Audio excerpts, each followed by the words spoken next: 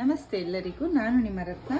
ಇವತ್ತು ನಾನು ನಿಮಗೆ ಚಿಕನ್ ಗ್ರೌಂಡ್ನಟ್ ಕಬಾಬ್ ಹೇಗೆ ಮಾಡೋದು ಅಂತ ತೋರಿಸ್ಕೊಡ್ತೀನಿ.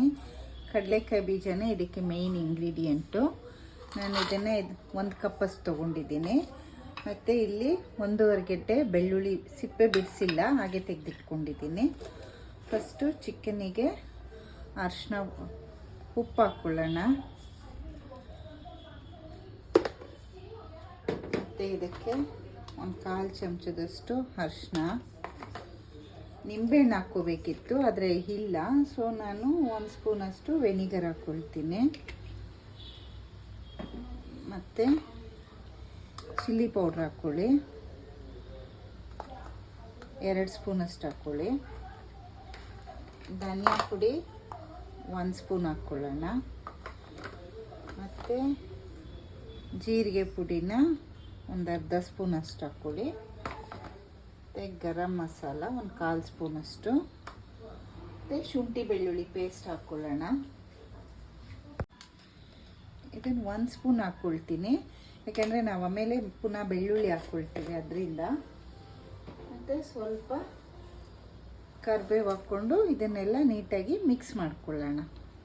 ನೋಡಿ, ನಾನು ಸ್ವಲ್ಪ ಕಬಾಬ್ ಕಲರ್ಗೆ 1 ಪಿಂಚ್ ಆಫ್ ಅರಿಶಿನ ಪುಡಿ ಹಾಕ್ಕೊಂಡು ಈಗ ಕಲಿಸ್ಕೊಳ್ತೀನಿ. ಸೊ ಕಲರ್ ಇದು ಚೆನ್ನಾಗಿರುತ್ತೆ. ಇದನ್ನು ಆ್ಯಡ್ ಮಾಡ್ಕೊಳ್ಳೋಣ. ಮತ್ತು ನಾನಿಲ್ಲಿ 3 ಸ್ಪೂನಷ್ಟು ಮೈದಾ ಹಿಟ್ಟು ಮತ್ತು 3 ಸ್ಪೂನು ಕಾರ್ನ್ಫ್ಲೋರ್ ತೊಗೊಂಡಿದ್ದೀನಿ. ಇದನ್ನು ನೀಟಾಗಿ ಕಲಿಸ್ಕೊಂಡ್ಬಿಡೋಣ.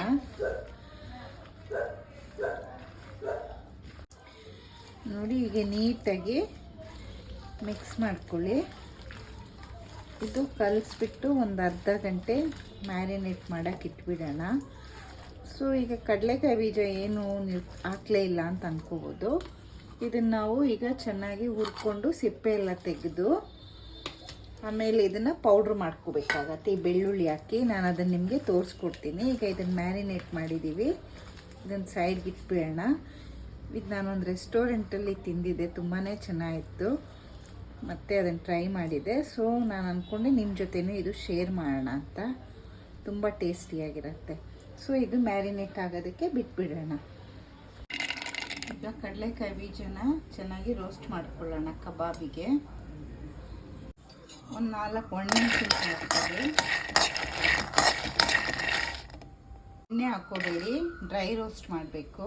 ಈಗ ಸ್ಟವ್ ಆಫ್ ಮಾಡ್ಕೊಳ್ಳೋಣ. ಬೆಳ್ಳುಳ್ಳಿ ಹಾಕ್ಬಿಡಿ, ಎಲ್ಲ ಮಿಕ್ಸ್ ಮಾಡ್ಕೊಳ್ಳಿ. ತಣ್ಣಗಾದ್ಮೇಲೆ ಮಿಕ್ಸಿ ಜಾರ್ಗೆ ಹಾಕ್ಕೊಳ್ಳೋಣ. ಕಡಲೆಕಾಯಿ ಬೀಜನೆಲ್ಲ ಈಗ ಸಿಪ್ಪೆಗಳನ್ನ ತೆಗೆದು ಈಗ ಮಿಕ್ಸಿ ಜಾರ್ಗೆ ಹಾಕ್ಕೊಂಡಿದ್ದೀನಿ. ಈಗ ಬೆಳ್ಳುಳ್ಳಿ ಒಣಮೆಣ್ಸಿನ್ಕಾಯಿ ಹಾಕ್ಕೊಂಡಿದ್ದೀನಿ. ತುಂಬ ನುಣ್ಣಗೆ ರುಬ್ಕೋಬೇಡಿ, ಜಸ್ಟ್ 1-2 ಸಲ ಕ್ರಷ್ ಮಾಡಿಕೊಂಡ್ರೆ ಸಾಕು. ನೋಡಿ, ಈ ಥರ ನಾನು ಪೌಡ್ರ್ ಮಾಡ್ಕೊಂಡಿದ್ದೀನಿ. ತುಂಬ ಫುಲ್ಲು ಅಲ್ಲ, ತುಂಬ ಅರ್ಧಂಬರ್ಧನೂ ಅಲ್ಲ. ಗ್ರೌಂಡ್ನಟ್ ಕಬಾಬಿಗೆ ನೋಡಿ ಮೇಯ್ನ್ ಇದೇನೆ. ಈಗ ಇದನ್ನು ಚಿಕನ್ಗೆ ಹಾಕ್ಕೊಳ್ಳೋಣ. ಮತ್ತು ನೀಟಾಗಿ ಮಿಕ್ಸ್ ಮಾಡ್ಕೊಳ್ಳೋಣ. ಹೀಗೆ ಕಲಸಿಟ್ಕೊಂಡಿದ್ದೀವಿ. ಈಗ ಎಣ್ಣೆ ಕಾಯಕ್ಕೆ ಇಟ್ಕೊಂಡಿದ್ದೀನಿ. ಒಂದೊಂದಾಗಿ ಕಬಾಬ್ ಹಾಕ್ಕೊಳ್ಳೋಣ. ಇದು ಎಣ್ಣೆ ಕಾದಿದೆ, ಒಂದೊಂದಾಗಿ ಕಬಾಬ್ ಇಡೋಣ.